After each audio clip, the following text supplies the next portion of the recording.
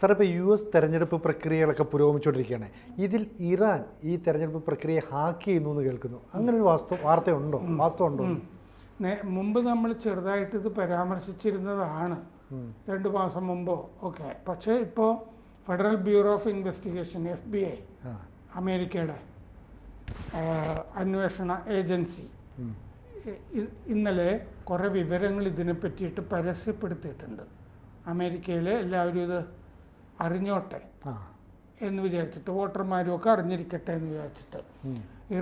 Iran ചെയ്തത് എന്താണെന്ന് വെച്ചാൽ, ഇറാനാണല്ലോ, ഇറാന് അമേരിക്കയോടുള്ള ശത്രുത എന്ന് പറഞ്ഞു കഴിഞ്ഞാൽ ഇന്നും നാളെയൊന്നും അടങ്ങുന്നതൊന്നുമല്ല. ഒരു പകയാണ്, വലിയ പകയാണ്. കാരണം എന്താണെന്ന് വെച്ചാൽ വലിയ ഉപരോധമൊക്കെ ഏർപ്പെടുത്തിയിട്ട് അടങ്ങാൻ പറ്റാത്ത വിധത്തിൽ ഒറ്റപ്പെടുത്തിയിരിക്കുകയാണ്. ഈ ആണവ കരാറിൽ ഒപ്പിട്ടില്ല എന്നൊക്കെ പറഞ്ഞു. മാത്രമല്ല ട്രംപിനോട് വല്ലാത്ത വിരോധമാണല്ലോ. ട്രംപാണ് ആണവ കരാറിൽ നിന്ന് പിൻവലിഞ്ഞത്. അവിടെ മറ്റേ ജനറൽ സുലൈമാനിയെ കൊന്നത് ട്രംപ് ഭരിക്കുമ്പോഴാണ്. അവരുടെ എലൈറ്റ് ഗാർഡ്സിൻ്റെ ചീഫായിരുന്ന സുലൈമാനിയെ, ഖാസി സുലൈമാനി. അപ്പോൾ ഈ ഇറാൻ ചെയ്തത് എന്താണെന്ന് വെച്ചാൽ, ട്രംപിൻ്റെ പ്രചാരണ വിഭാഗത്തിൻ്റെ ഉള്ളിലേക്ക് നുഴഞ്ഞു കയറി ഹാക്ക് ചെയ്തിട്ട് ട്രംപിൻ്റെ പ്രചാരണത്തിൽ പുറത്തറിയാതിരുന്ന വിവരങ്ങൾ ചോർത്തിയിട്ട് അവരെന്ത് ചെയ്തു എന്ന് വെച്ചാൽ, ബൈഡൻ്റെ പ്രചാരണ വിഭാഗത്തിലുള്ള കുറേ ആളുകൾക്ക് അവർ ചോദിക്കാതെ തന്നെ ഇമെയിലായിട്ട് അയച്ചു കൊടുത്തു, ഒരു മുൻതൂക്കം കിട്ടാൻ വേണ്ടി. ഇങ്ങനെ. അപ്പോൾ ഈ ബൈഡൻ്റെ ആളുകളോ മറ്റോ ഇങ്ങോട്ട് ഇങ്ങനെയാണോ അങ്ങനെയാണോ എന്നൊക്കെ ചോദിച്ചൊരു നിരന്തര ബന്ധം ഉണ്ടാവും. അങ്ങനെ ട്രംപിനെ ശരിയാക്കി എടുക്കാം എന്നുള്ള ധാരണയിലാണ്. ഇതാരെങ്കിലും മറുപടി കൊടുത്തോ എന്നുള്ളത് നമുക്കറിയില്ല. ഇതാണ് ചെയ്തത്. അപ്പോൾ ട്രംപിൽ നിന്ന് കുറേ വിവരങ്ങൾ ചോർത്തി ഇങ്ങോട്ട് കൊടുത്തു കഴിഞ്ഞാൽ, ഇവർ ഈ ബൈഡനൊക്കെ ഉള്ള സമയത്തായത്, ബൈഡൻ പിന്മാറുന്നതിന് മുമ്പാണ്.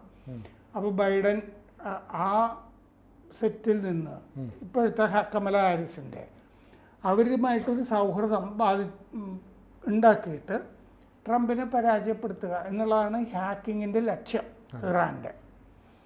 അപ്പോൾ ആരൊക്കെ പ്രതികരിച്ചു, ആരെങ്കിലും പ്രതികരിച്ചോ എന്നുള്ളതൊന്നും FBI പറഞ്ഞിട്ടില്ല. FBI അത് അറിയാമായിരിക്കും.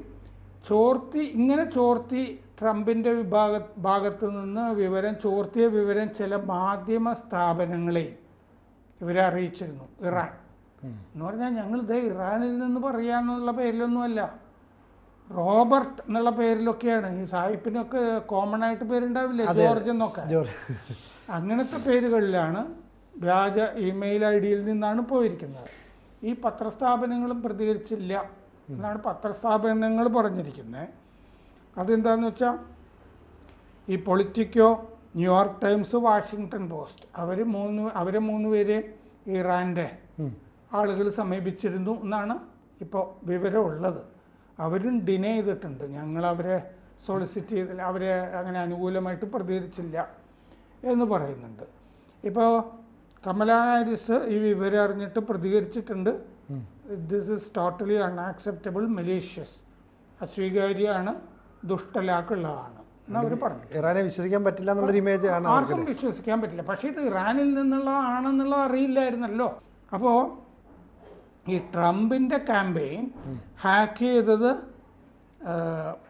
ട്രംപിൻ്റെ പ്രചാരണ വിഭാഗം പരസ്യമായിട്ട് സമ്മതിക്കുന്നതിന് മുമ്പ് തന്നെ ഈ വിവരം പുറത്തുവിടുകയാണ് FBI ചെയ്തിരിക്കുന്നത്. ഇതിനെ തുടർന്ന് ട്രംപിൻ്റെ പ്രചരണ വിഭാഗവും സമ്മതിച്ചിട്ടുണ്ട് ഇങ്ങനെ ഹാക്ക് ചെയ്തിട്ടുണ്ട് എന്നുള്ളത്. ഈ നേരത്തെ പറഞ്ഞ പോലെ ഇറാൻ തന്നെയാണോ എന്നുള്ളത് ഇവർക്കാർക്കും അങ്ങനെ അറിയുന്നതായിട്ട് വിവരമില്ല. സ്ഥിരീകരണമില്ല. അല്ല, ഇറാനാണ് ചെയ്തതെന്നുള്ള സ്ഥിരീകരണം FBI-ക്ക് ഉണ്ട്. ഈ ട്രംപിന്റെ സിനിജിക്ക് ഒരു റോബർട്ട് എന്ന് പറഞ്ഞ ഒരാളുടെ ഇമെയിൽ കിട്ടി, മറ്റേ ട്രംപിന്റെ പ്രചാരണം ഇങ്ങനെയൊക്കെയാണ് നടക്കാൻ പോകുന്നത് എന്നുള്ളത്.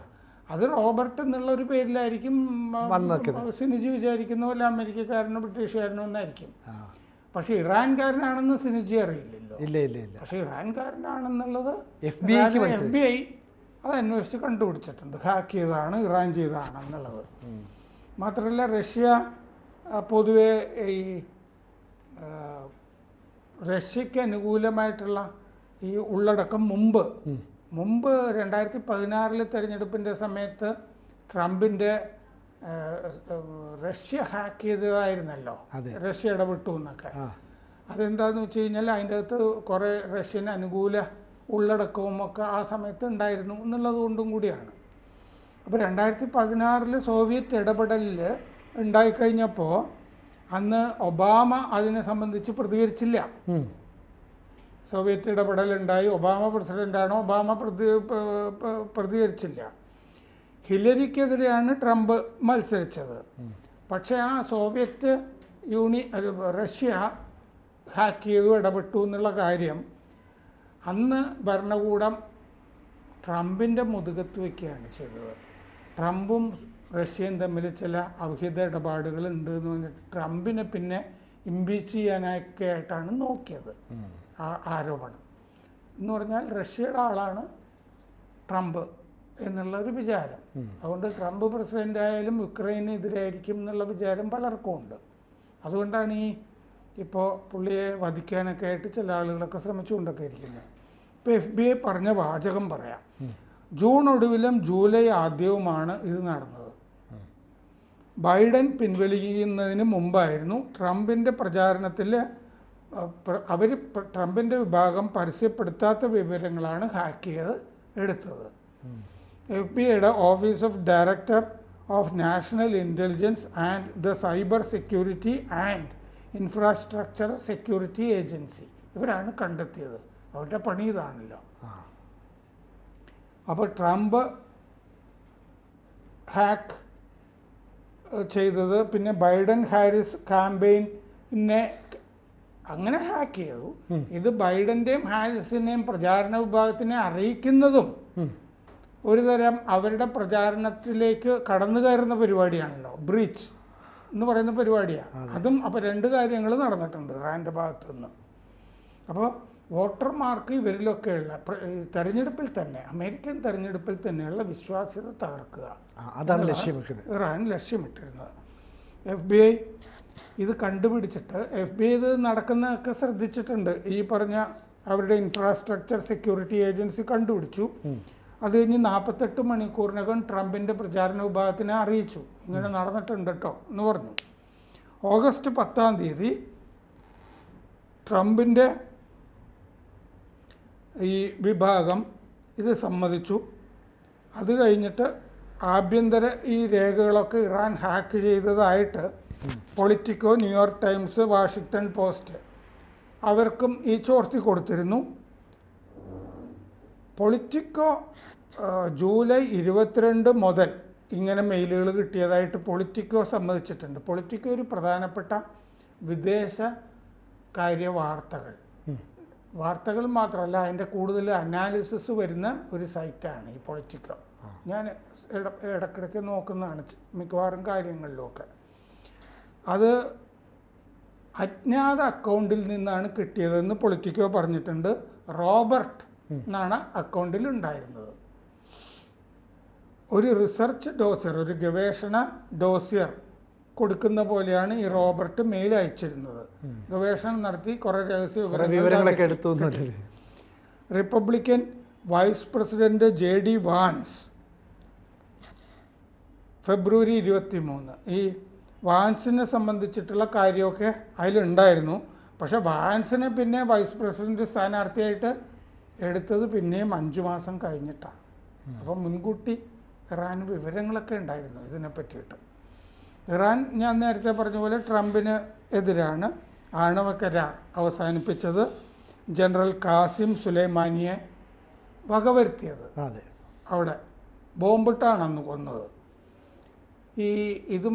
ഇതുമായി ബന്ധപ്പെട്ട കാര്യങ്ങൾ FBI, മെറ്റ, ഗൂഗിൾ, മൈക്രോസോഫ്റ്റ് ഇവരുമൊക്കെ ആയിട്ട് സംസാരിച്ചിരുന്നു. അതിൻ്റെ മേധാവികളൊക്കെ വിളിച്ചിട്ടൊക്കെ സംസാരിച്ചിരുന്നു. നിങ്ങളും സൂക്ഷിക്കണം, ഇതൊന്നും പ്രചരിപ്പിക്കരുത്, വാർത്തയൊക്കെ ആയിട്ട് ഇതൊന്നും പ്രചരിപ്പിക്കരുത്.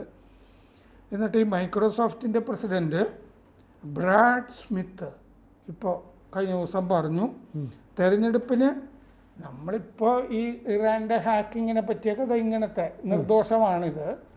പക്ഷേ ഇനി തെരഞ്ഞെടുപ്പ് ശരിക്കും നടക്കുന്നതിന് 48 മണിക്കൂർ മുമ്പാണ് വലിയ അപകടം വരാനിരിക്കുന്നത് എന്നൊരു പ്രവചനം മൈക്രോസോഫ്റ്റിൻ്റെ മേധാവി നടത്തിയിട്ടുണ്ട്. അതിന് മുന്നറിയിപ്പാണോ? വലിയ മുന്നറിയിപ്പാണ്. എന്തോ സൂചനകൾ അദ്ദേഹത്തിന് കിട്ടിയിട്ടുണ്ട് എന്ന് വേണം കരുതാൻ.